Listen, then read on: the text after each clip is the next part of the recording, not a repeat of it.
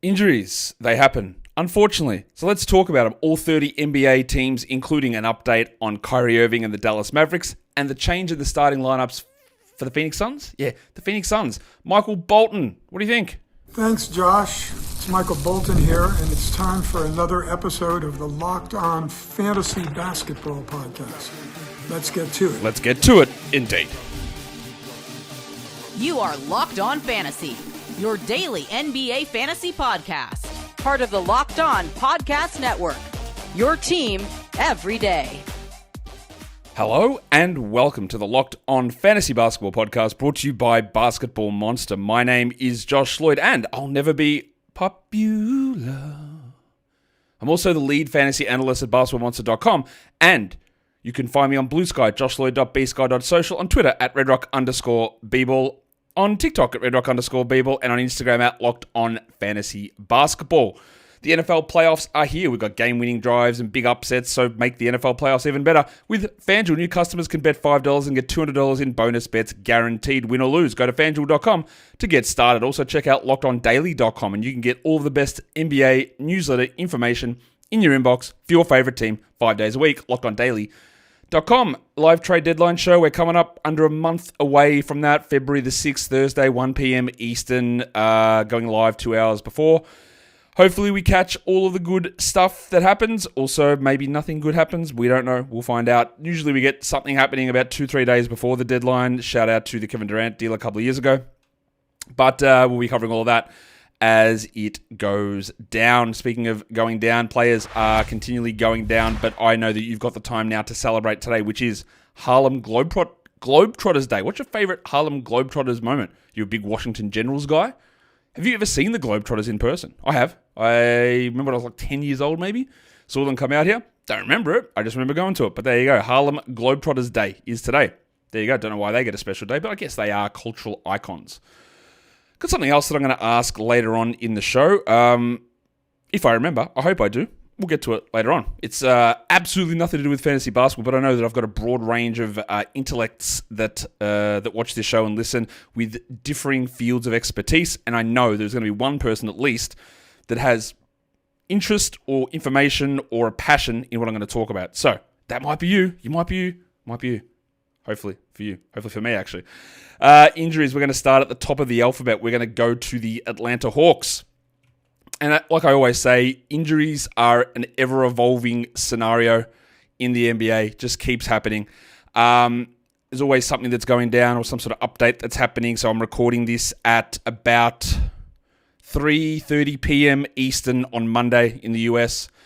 And there's going to be new things that happen every 10 minutes, 15 minutes, 20 minutes. And the time frames that I give on these injuries, teams don't give us very specific dates at all. It's me trying to project the stats that I do for every single player in the NBA, but also trying to project injury recovery timetables. And inevitably, I am going to be wrong on a lot of them.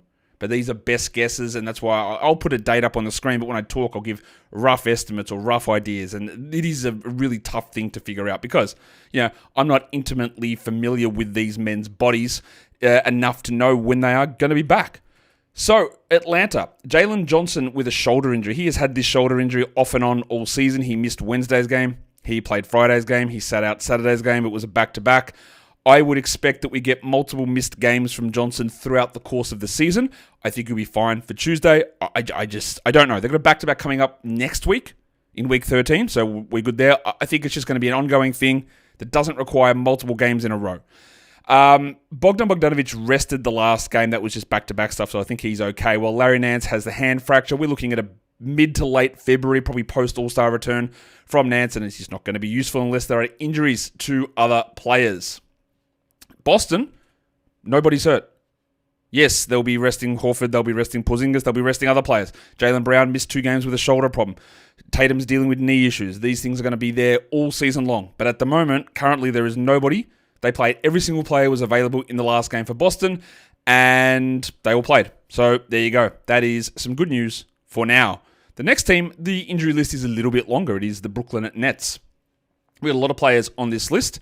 We'll start with D'Angelo Russell. He left the last game with a shin contusion. I'd hope we'd get some sort of update that was definitive either way, but they said, nah, we're just going to go down the middle and give you a questionable tag. So that doesn't help me at all, does it? Obviously, Russell's a must-roster player, but his presence or absence impacts the value of other guys. So you'd look at the Vulture, Reece Beekman in deeper formats, but then, of course, the backup to D'Angelo Russell, or maybe the guy starting alongside D'Angelo Russell is Ben Simmons, and he's also on this injury report as questionable with a calf issue. He was slated to start next to Russell in the last game, and then, of course, he didn't. So I don't know what Simmons is up to. He's officially questionable here. We know that if Russell is out and Simmons is available, I would stream him. Otherwise, I'm just not rostering Ben Simmons. The two longer-term ones here, Cam Johnson with the ankle sprain. Maybe we get him back at the end of the week. That is after when they leave for their next road trip. They said there was a possibility of that. That is on Friday. They go to play against the Nuggets. I would say it's probably more likely that Johnson's out for all of that time. And then the other one that's out for definitely longer is Cam Thomas with a hamstring injury. New injury is what they called it. And they said he won't be back until after the road trip, which means the first available game is going to be the 21st of January, Tuesday, against the Knicks. So that's how long we're waiting for Thomas to be returning. People have already asked me, do we drop Cam Thomas? People also think that I'm very harsh on Cam Thomas. Man, you're so unfair on him. Am I? Like, what am I? Well, I don't know what I'm unfair about. I just don't think he's a particularly strong winning player, but that's okay. We all have our particular likes, dislikes, and evaluations. But as for Thomas, the question is, do you drop him? I would try not to. If I'm in a category league, his value is lower than what it is in a points league, but this is a guy that could easily have a top 50 run rest of season when he's back. But I get it. You're going to have to wait 2+ weeks here at least, and then there's, I would say, probably longer after that. And this is where all individualism comes in. Well, not individualism, but your specific scenario, your team. Where are you? Are you sitting at a record of, 11 matchups in, and you're 4-7? I'll use that sort of nomenclature, which translates 4-7 probably translates to 28. So 44 category wins, 55 losses, or whatever you want to do, like around that mark. Yeah, under 500. Let's just say under 500. Can you afford that? And you've got two other guys injured who are better? You're going to have to start to make hard decisions. Because one of the ways you can come back from those deficits is just volume streaming, hitting on the right guys at the right time. And when you've got multi-injuries, it's hard to do. So I'm not going to tell you that Thomas is not a drop, but as a general rule, I don't think he is. Trendon Watford dealing with a hamstring. He just hasn't had any luck at all this season. I think there'll be moments later in the year where he does have impact, but we're not there yet. And then Max Lewis played 1 minute for his new team. Had an issue with his knee. It looked like a torn ACL. They haven't said that that's what it is, but I'm putting him out until March. Maybe he makes an impact in April, but for all intents and purposes, we're not there yet. And then they do go to a second page. We haven't had many teams go to 2 pages in injury reports this season. We've actually got 2 of them in today's show.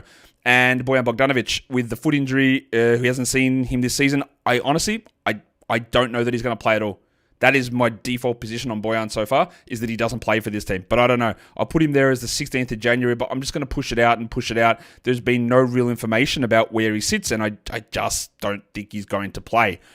In Charlotte, we had that little random week where Brandon Miller and Cody Martin and LaMelo Ball all rested. I don't really know why that happened. My theory was that they had very few games on, so it was an opportunity to get them fully healthy and ready without actually missing many games. But I also don't know. I made that up. Trey Mann is dealing with a back problem. I think this is at real risk of wiping out his entire season. I think it's at real risk of wiping him out at least until the All-Star break. I'll put it there at the 22nd of January, but every time we get an update, it's like, yep, 2 more weeks. The signs on that are horrendous to me, and I just don't think he's going to come back. Seth Curry started the 3 games in a row, then missed the last game with knee soreness. He's just only going to play, it seems, when Brandon Miller is out, and that really just doesn't matter for most of us in fantasy leagues. We go on to the Chicago Bulls. 2 injuries there. Iodosuma, originally they called it an Achilles soreness issue. Now they're calling it a soleus strain, which of course is that muscle in the calf that nobody had ever heard of. It's the newfangled, for those of you who are Australian and follow the AFL, you'll know what I'm going to say exactly. But there was a period in time through injuries, and this seems to happen in all sports, where everyone gets diagnosed with one injury. It's the old osteitis pubis. Remember that injury? And then it was the syndesmosis. Remember that one? Well, in the NBA at the moment, it's soleus. Joe Ingles had a soleus. Iodosumu's got a soleus. I think Giannis had a soleus last season. Damian Lillard has a soleus. Well, we've always got a soleus muscle. I've never heard it mentioned in injury reports until the last 6 months. Shout out to osteitis pubis. And then that became so common that everyone just called it, oh yeah, he's down with a bout of OP. OP. All right, OP. Anyway, Sumu's soleus strain. We've got him out at least 2 games. Maybe there's a Friday return. Calf injuries, they do take a long time to return. I wouldn't be shocked if Io was out the rest of the week. Now, if we get an update that says Io's out 3 weeks, he's not as good as like a Cam Thomas, so that is not a situation where you hold. He's fringy unless somebody else is out, and then if he's out as well, like currently the Bulls are healthy apart from him. So there you go. The other one is Torrey Craig, who's dealing with a leg contusion. Not sure if there was any stallion-based injuries involved in that, but he's dealing with that injury. He played like 10 minutes plus in 3 consecutive games, and then he's out. But honestly, that's enough of me talking about Torrey Craig. I'm sure you don't want to hear about it from me. Today's episode is brought to you by FanDuel. NFL playoffs. We got big upsets. We hopefully have game-winning drives. But the NFL playoffs could also be made better with FanDuel. And that's because new customers can bet $5 and you just get $200 in bonus bets guaranteed. That bet does not have to win. It's better if it wins for you, of course, but it doesn't have to.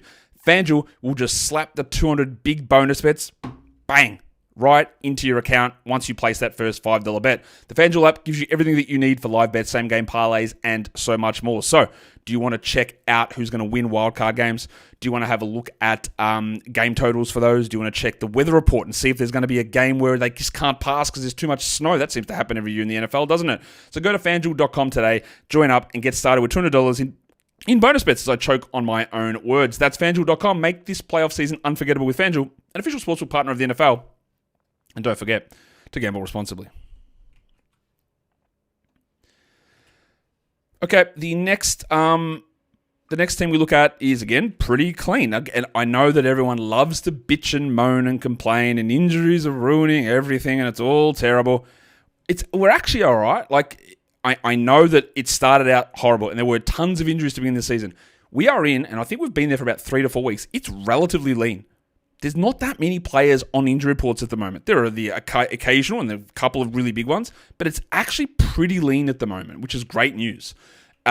Leading, again, complete speculation here, not research whatsoever, so understand that when I say this, leads to the credence of my theory that the NBA preseason is horribly constructed and players get injured to begin the season because they have not had a proper preseason to get them ready for the year. Coming in and having like 2 days before you start playing preseason games is an insane thing to do. Yeah, but they're already training through the offseason. It doesn't matter to me. They need to be, I believe, in a situation where they're in a team environment and they're conditioning themselves to get ready for the regular season, because how many times do players come in and everyone's banged up first 5-6 weeks? It's terrible. Preseason to me does not mean preseason games. It means actually being with the team and working on stuff and working on your fitness and building up. Not this other nonsense that they run. It's stupid. Anyway, we're pretty good at the moment. Cleveland. Sam Merrill, questionable with an ankle tag. Ankle tag? No. Questionable tag for an ankle injury. Doesn't matter that much. He's a 3-streamer for desperation. The other one is Isaac Okoro, who I guess could return this week. I've put him there as the 14th of January with a shoulder issue. Adding him and Merrill back in, it's just him and Merrill and Wade and Yang and Strus and Levert and Milk and those guys. There's just too many of them for any of them to have solid impacts in 10 or 12 team leagues. So, when they return, it just nullifies everybody else. Here's the big one, though, and this happened after I'd prepared this graphic, but we got some news on the Dallas Mavericks. We'll start with Kyrie Irving, because originally he'd been ruled out of Monday's game with a shoulder injury, but no. We had to get further into it, and now he's got a bulging disc in his back, and that is at least 1 week. They said up to 2 weeks. I'll just make that 2 weeks. So Kyrie Irving, disc bulge, 2-week absence looking at for Kyrie. Luka, as we know, is out until the 4th of February. Dante Exum, probably a mid-January return. Not really a point guard, though, and is going to have to ramp himself up. So what does this mean? Well, if you thought about dropping Spencer Dinwiddie, I think you have to go and re-add him. Yeah, he remains Spencer Dinwiddie, which is not a very good player, but you have to add him. Quentin Grimes, absolute must-roster player now. Deeper leagues, Jaden Hardy.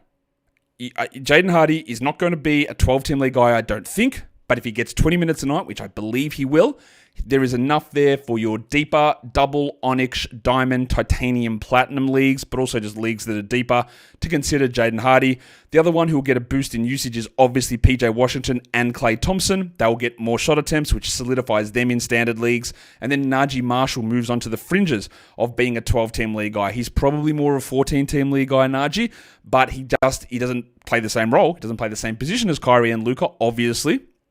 But what he gets is more shots because there won't be situations when he comes in off the bench and Kyrie's running the second unit or Luka's running with the bench. That's not going to happen. So he's going to get more shot attempts when he is on the court, even if his actual minutes don't change that much. So Clay, PJ, they're your number ones, right? Obviously, if they're available, you just add them. Grimes, Dinwiddie, you add them in all 12-team leagues as well. And deeper, and even in 10s, they've got to be considered. Najee, all 14-team leagues, maybe 12s, and Hardy, probably 14, maybe more likely 16 leagues, team leagues for Jaden Hardy. If you want to get real deep, maybe looking at Brandon Williams or old mate Jajan Gortman as incredibly deep league players, but I don't think we're looking that deep, honestly. Denver. It does appear that Aaron Gordon's going to be back soon. He's dealing with a second calf strain, a re-injury to a soft tissue. Never seen that before, so yeah, that's unlucky for Aaron. I've ruled him out for Tuesday's game with the calf issue. He did participate in some portions of practice. That's a lot of P's. Apologies for that. Non-contact stuff. I would guess that the return for him, because they play Tuesday, Wednesday back-to-back, if he's not doing full practice yet, that would seem relatively unlikely that he's available. So they play Tuesday, Wednesday, Friday. I think I'm going to push that date out. You can see on the screen I've got 8th of January. I'm going to push him out to maybe a 12th of January return, which keeps Westbrook up there. It keeps Brown floating in there. It keeps Watson as a streamer. And then we really start to dig into, is Christian Brown worth it? Vlatko Cancar dealing with the knee issue end of February, I'm guessing. I thought it might have ended his season. I'm still not convinced it doesn't. And then Spencer Jones, two-way player, dealing with an adductor issue. Not going to matter that much. New injury in Detroit, or new designation, or new situation that we didn't know about. Asar Thompson has popped up as ill for Monday's game. Now, there's a lot of illnesses flying around the NBA over the last 4 or 5 weeks. They are everywhere. I hope... and there's nothing to indicate that this is the case, but I hope this is nothing to do with the illness, which is how it was designated last time, that kept Asar Thompson out for so long, the blood clot. I hope that is not what this is. I am going to be scared of that every time I see an illness for Asar, and I hope everything is good. But he played 26 minutes the last game against Minnesota, and now they've got a game on Monday against Portland. Someone asked me this question the other day, hey, who do I add, Amen or Asar? He's very, very clearly Amen. It's not remotely close, not even close to being close. It is an absolute streets difference between those two. And Asar, to me, is still, even though he is starting, he's still a little fringy. And I hope that everything's all right here. So just be aware of that. Simone Fontecchio missed the last couple. Saying Fontecchio with that Australian accent sounded terrible. Let me do it in a full, proper accent. Simone Fontecchio. That's better, yeah? Maybe that feels a little... Does it feel a little stereotyped? I don't know. Anyway, Fontecchio has missed the last 3 games with personal reasons, but he's available on Monday. And of course, Jaden Ivey, fractured fibula. I am saying out for the season. They haven't said out for the season. I guess there's a possibility he returns late March, but for our purposes, in fantasy basketball for the majority of leagues, I don't think he plays a meaningful game for fantasy basketball leagues this season. So I will stick with the out for season nomenclature / moniker on Jaden Ivey there, which is obviously very, very, very frustrating for him, who is having a much better season, best season of his career, and for the Pistons, who were playing well also. Now we take a look at the Golden State Warriors. They got absolutely cooked yesterday. I'm going to guess that Brandon Podziemski is going to be labelled as questionable either for their game on Tuesday or their game Thursday, so I think he's going to be returning. John Kuminga, we got the news on his ankle. It's at least 3 weeks. I'm pushing him out to an early February return. 3rd of February is my initial estimation on that. He is a level worse than what a Cam Thomas is, so again, easier to drop a player like that who was fringy sort of anyway, who put together a string of pretty good games, but he's not that good. So he becomes interesting, or not interesting, he becomes an option to drop. With him out, you would think that it would help the value of a Trace Jackson-Davis, but last game it did not. He barely played, and we are going to see this nonsense all the time. Kerr just played everybody. That game was out of hand, and I don't think it actually told us anything, that game against the Kings. The other one here is Gary Payton. We've got about an 18th of January return, another week or so. With his calf strain, he'll come in, he will take his 10 minutes, they'll be useless, and it'll impact everybody else like so often happens with this Golden State Warriors team. We'll come back, talk more about it. Oh, as I push the wrong button, maybe I should go back and actually do that correctly. That's better. Let's go and do this now. There we go. Today's episode is brought to you by Prize Picks. Yes, the NBA and basketball season is obviously heating up, and you can get all that real money action watching all of your favorite players with Prize Picks. You can turn all of your basketball knowledge, make it fun, and easily turn it into cash. How does it work? Well, they put up individual stat numbers, points or assists or rebounds or whatever it is, and you just look at them and go more or less. That's what you do. You pick 2 of them, at least, put them together into a lineup, and you can win up to 1,000 times your cash, and you can do that and get it done, sorted, entered, ready to go in under 60 seconds. They've also got the PrizePicks Flex Play option. So if one of your picks doesn't hit, well, you can still get in there and double your money. Plus, when you hit, you get your money really fast, sometimes as quick as 15 minutes. It is the best way to keep all of the action exciting. Now, it's the perfect time to join. Download the app today and use the code LOCKEDONNBA to get $50 instantly when you play your first $5 lineup. That is right. There is no need to win to get the bonus. It is guaranteed. PrizePicks, run your game.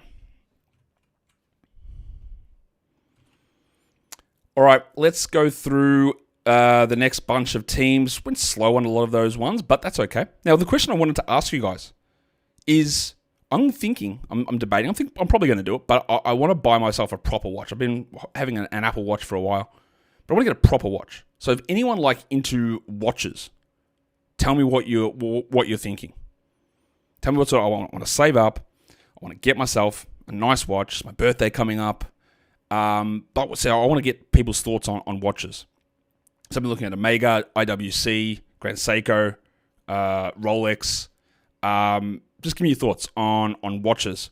What's the name of the one? I had one I was really focused in on for Omega. I can't remember what it was called. Anyway, that was a Constellation, I think. Constellation.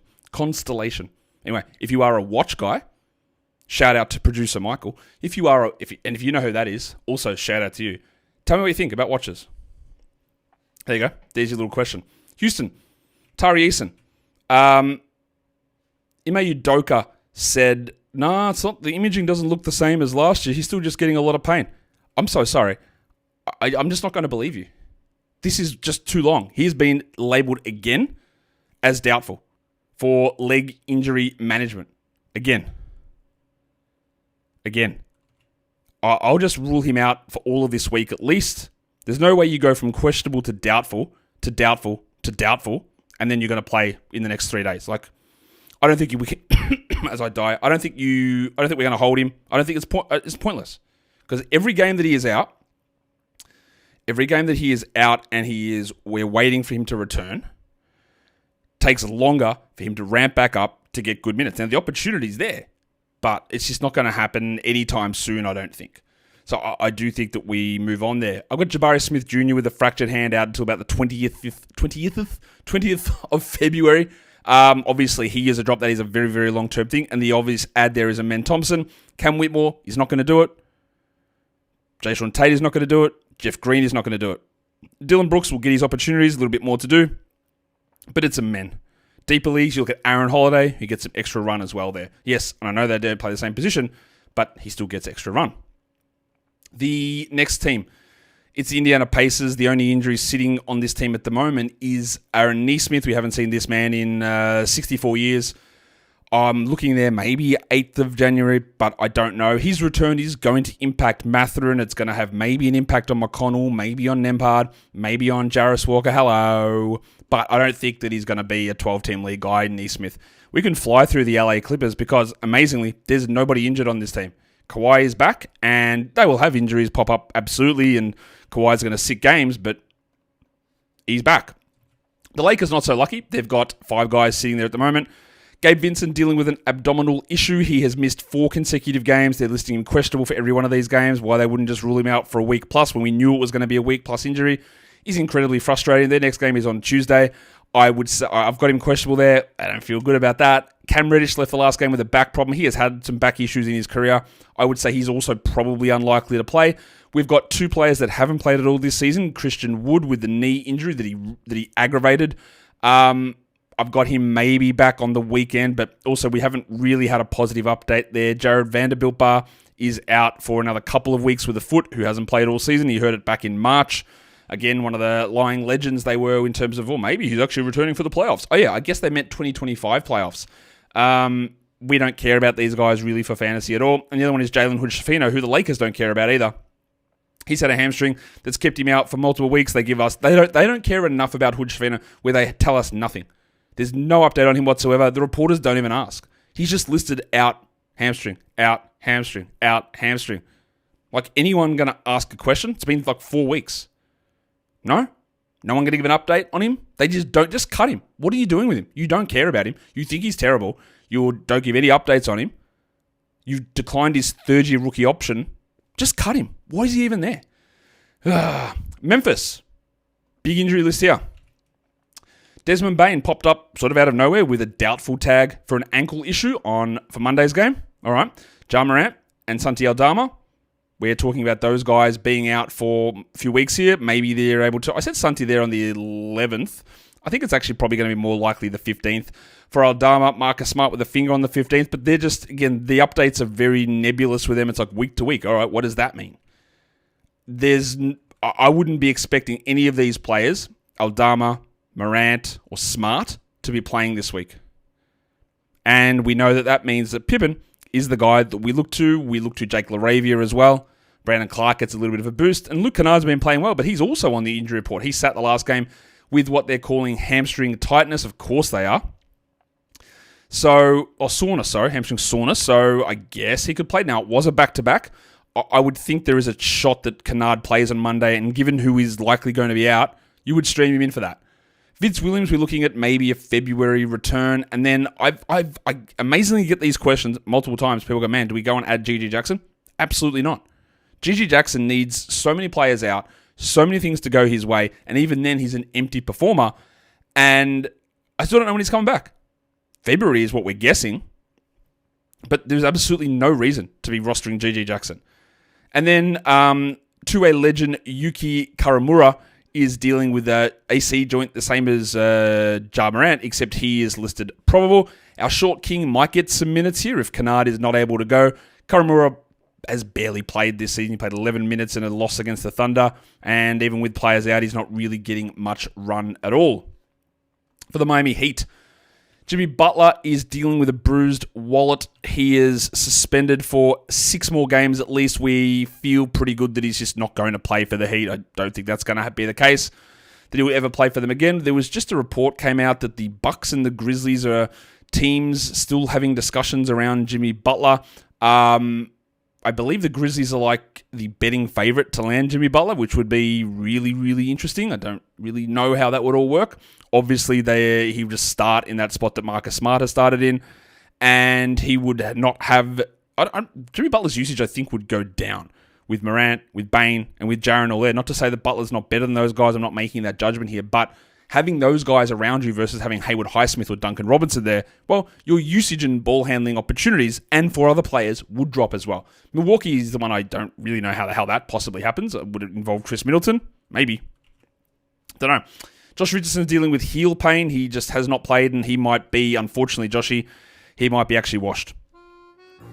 I think that's relatively clear at this point. Speaking of the Milwaukee Bucks, Chris Middleton, out of nowhere, just copped a doubtful tag for ankle soreness on a non-back-to-back. That's not good. And he only played 24 and 26 minutes the last 2 games. Definitely not good. I've already had the questions now, do we drop Chris Middleton? This is really frustrating. I get it's frustrating, but no, you don't. He's done enough to me in these games to show you that, that's annoying. If we get continually just 1 game off per week, it'd be frustrating. But no, him missing 1 game does not necessitate a panic drop at all.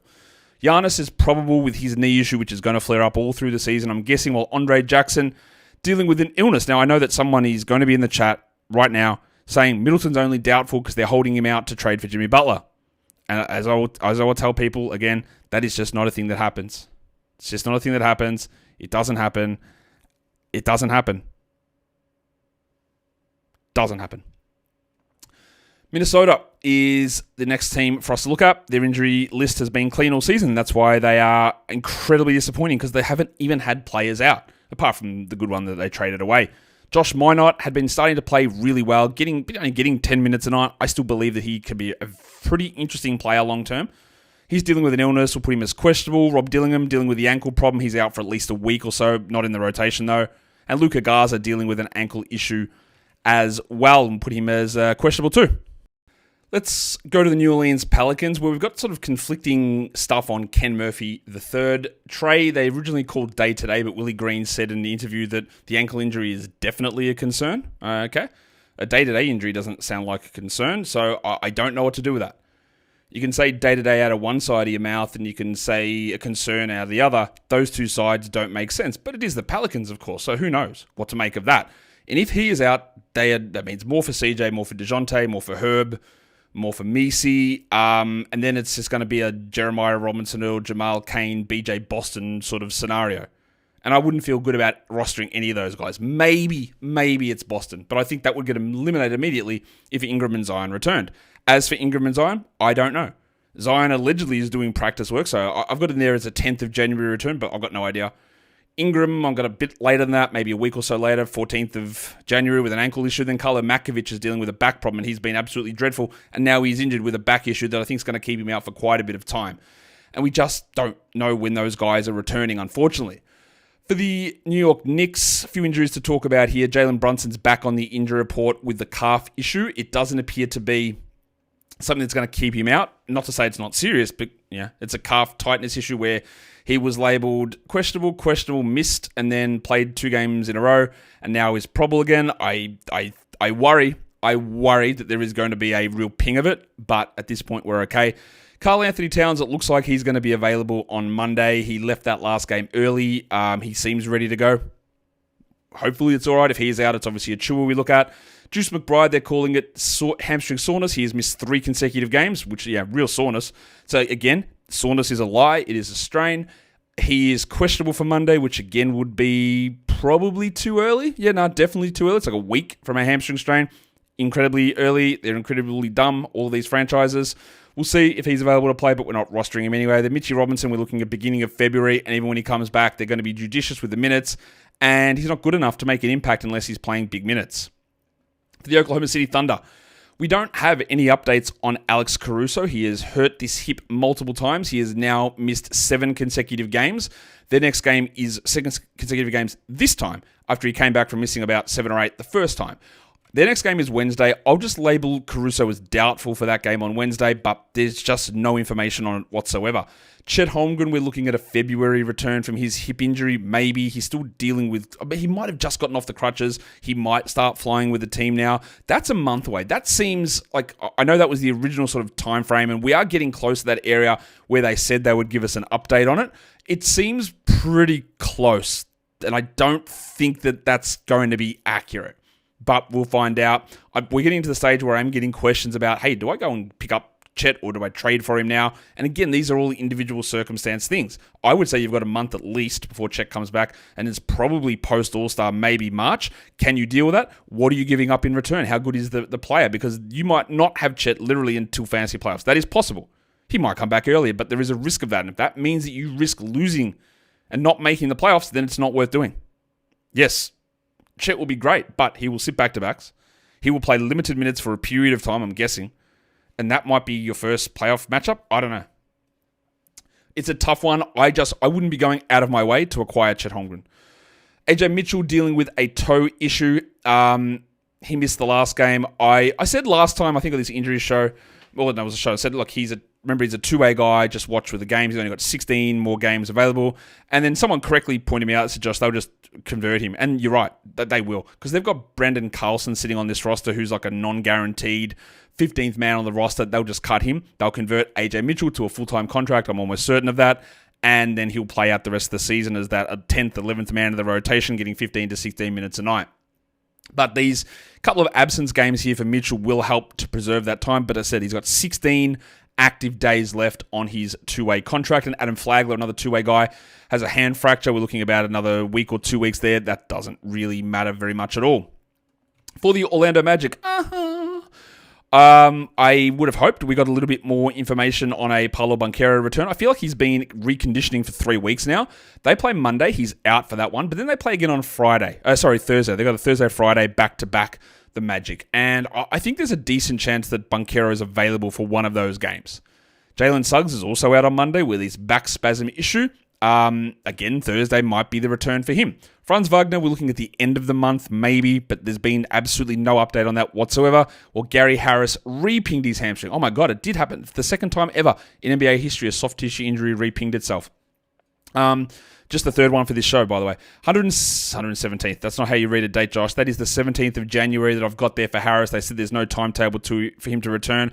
They are going to be incredibly cautious. This might push him out of all of January, and you just don't care for fantasy, except what it does is it means that maybe someone like Jett Howard can pop off, who popped off in the last game, but obviously had barely played before that. We just keep an eye on it. We don't have to overreact to that at all. Now, me, being an idiot, prepared this show, and then something happened with my Philadelphia 76ers graphic. So I'm not going to, I'll just sit here and I'll just tell you who the injuries are. Why don't you tell me the injuries we have? Kelly Oubre Jr. is questionable with a hand issue for Monday. KJ Martin maybe is back towards the end of the week with his foot issue, which would just further complicate the Caleb Martin and Gershon Yabusele minutes. I feel like we're going to get Joel Embiid listed questionable for every game here with a foot sprain that he suffered on Christmas Day. So he's questionable again. And then Kyle Lowry is questionable with a hip issue, who played 18 minutes in the start, 10 minutes to start, and then 24 minutes off the bench. You can figure that out. You're doing better than me. Obviously, he is completely washed, and we don't need to worry too much about Kyle Lowry for any fantasy league. But him getting really any of those minutes impacts what other guys can do. Not that we care that much. Now we go back onto a team where my graphic did actually work, and that's the Phoenix Suns. And while there's no injuries there to really talk about, Royce O'Neal might be back at the end of the week. We got a bit of a bombshell after I'd finished recording the show yesterday from Chris Haynes, talking about the Suns making a change to their starting lineup. Yusuf Nurkic and Bradley Beal moving to the bench, Mason Plumlee and Ryan Dunn moving into the starting lineup. Now, I think there are numerous things at play here. Not that Nurkic is playing well, but what is Plumlee? He's not very good. Like, Plumlee's not that good. Right? It's very simple. Adding Dunn and Plumlee to your starting lineup makes your spacing so much worse. Plumlee cannot shoot and does not shoot. I'm not saying Nurkic is a good shooter, but he will shoot. Dunn, he's taking threes, but they're going in at like 28%. I don't get it. I mean, I get what they're trying to do. They are struggling. They said there's locker room tensions as well. Are the locker room tensions them saying, Brad, can you leave and go to Miami when Jimmy Butler? He's like, no. Like, get out of here. No. Is that the tension? It feels like it is. And it feels like some of this is like, Brad, we're benching you, so please waive your no trade. But Miami doesn't want him either. So I don't know what happens with that. I'm okay dropping Nurkic. I think you drop Nurkic in this situation with Phoenix making these changes. Is Ryan Dunn worth the ad? I don't think so. He might get some defensive stats. He hasn't. The last 5 games or so, he's been better at it, but he started many games this season and played like 21 minutes. I don't think Beal's going to become Ryan Dunn and play 20 minutes a game as a reserve. Grayson Allen's also going to be in that mix as well to get minutes, so Dunn might start, but don't lock him in for Beal's minutes. I don't think that's happening. And Plumlee and Nurkic, I think, will sort of split. 25 Plumlee, 23 Nurkic, some days some way, some days the other way. Yeah, we're looking in 14 teams at Plumlee, sure. Dunn in 14, no worries. I think Grayson Allen might get a boost, but he also might not if he has to share more second unit minutes with Beal. That means fewer shots. If you were going to start anyone, you should have started Allen, I think, but whatever, just to get some spacing out there. But they're not. They're starting Dunn. So while this move happened and Nurkic benched and Plumlee starting and Dunn starting over Beal, I'm not adding Dunn. I'm not adding Plumlee. I would drop Nurkic. I'll hold Beal. We'll see what happens with Allen. I don't think it's a great move. Obviously, just from an on-court success perspective. The other stuff in terms of what it means locker room-wise and just mixing and matching, I'm not really sure like how that all works or what they're thinking necessarily. But there's got to be something else to it because adding 2 non-shooters into that starting lineup, yeah, they're low-usage players, so Booker and Durant's usage should rise, so should Tyus's. A little bit, not that he's a high usage player anyway. It's a lot of offensive load onto Durant and onto Booker, and we'll see what it does. It's a weird one, man. Royce O'Neal, I guess, could start later on when he returns from the injury, and he'd be marginally interesting as an ad. But yeah, I'm not sure it actually moves much of the fantasy needle apart from like helping you push Nurkic back to the waiver wire. In Portland, DeAndre Ayton was listed questionable for rest yesterday, and then immediately was listed probable for rest, and he will 100% play. There is a back-to-back coming up on Wednesday, Thursday, so they will probably use that as an excuse to sit somebody down, and they are going to be an annoying team for the 3rd consecutive year. Well, Jeremy Grant has missed 3 consecutive games with a face contusion. Jeremy, it's not even March yet. Can we just get out, just stop, just get out of the league. I don't want, this guy annoys me so much, but I love it for him. Absolutely love the finesse from him. Love it. Hate it for me from a watching perspective. So with him out, obviously Denny Avdi's role and minutes continue to grow and be solid and strong. And Matisse Thybulle is on that list of players that we just haven't seen play a single game this season. Had the knee surgery, came back and sprained his ankle. And maybe he's back in a week, but maybe he's not. What I do know is it probably doesn't matter that much for fantasy. De'Aaron Fox missed the game with a sore ass yesterday. They play again today, Monday. I expect that he will be questionable for that game. And that is going to be the real sign of what they do, because Keon Ellis only played 27 minutes last game, but Keon Ellis will be, where his role is and what his minutes look like is going to be interesting. Someone also mentioned this to me, and I should have talked about it, honestly, and I apologize for not doing it, that I didn't mention Devin Carter's game, because he had a really good game against the Warriors. He played 23 minutes in that one. He scored well, really his first strong NBA performance in his return. But if we talk like minutes and production, how does he play, Devin Carter? Because he got 23 minutes last game with no Fox in a blowout. But if he's going to play, then Alice has zero shot at being a 12-team guy. And that's what we need to see. But Fox is the only injured guy on that list. For the San Antonio Spurs, well, looking pretty good there. Nobody on the injury report for San Antonio. And in Toronto, also, at the moment, it's looking pretty good. It's just Rowan Barrett, who's had this illness for 3 weeks. He is questionable for Monday's game. I'd have to expect that if he doesn't play Monday, he's available Wednesday. But I don't know. It's clearly taking a long time. I don't really know what the possible reason could be that it's taking as long as it is, but it is. We go to the Utah Jazz. They've got just a litany of injuries. Keontae George had to leave the last game with a heel injury. I'm pretty sure he'll be available for the next game. John Collins, it wasn't the hip injury that kept the Baptist out. It was personal reasons. Now, again, personal reasons is always one of those ones where you go, man, I hope everything's all right. I don't know that it is, and I hope that it's okay. But it also feels very, very convenient that he didn't play in that game. Larry Markkinen had to sit the last game with back spasms. Oh, no. And they still won again. So is he going to be available? I don't know. Well, the plantar fasciitis for Jordan Clarkson flared up out of nowhere. Who could have predicted that happening? His plantar fasciitis flared up. So I'll tell you what I'm a bit worried about with this. Is George going to be included in the guys that get shut down in March? I don't think he is, because I think they still want to see what he can develop into. But the fact that Kessler and Sexton played through is pretty interesting, and George did not. Very, very annoying from that team to just constant. Again, I was not interested in Markkinen at all in drafts. I continually get John Collins and Colin Sexton wrong, but we're going to get a lot of things weird happening rest of season. And then lastly, we go on to the Washington Wizards. Jordan Poole hurt his hip a few games ago, missed a game, I think, then came back and played the next one. I'm going to put him questionable for their next game. Malcolm Brogdon started in place of Poole, and then he hurt his foot. No, I don't expect that means that Brogdon's available. They've got a Tuesday, Wednesday back-to-back. Be very surprised if he plays in those games.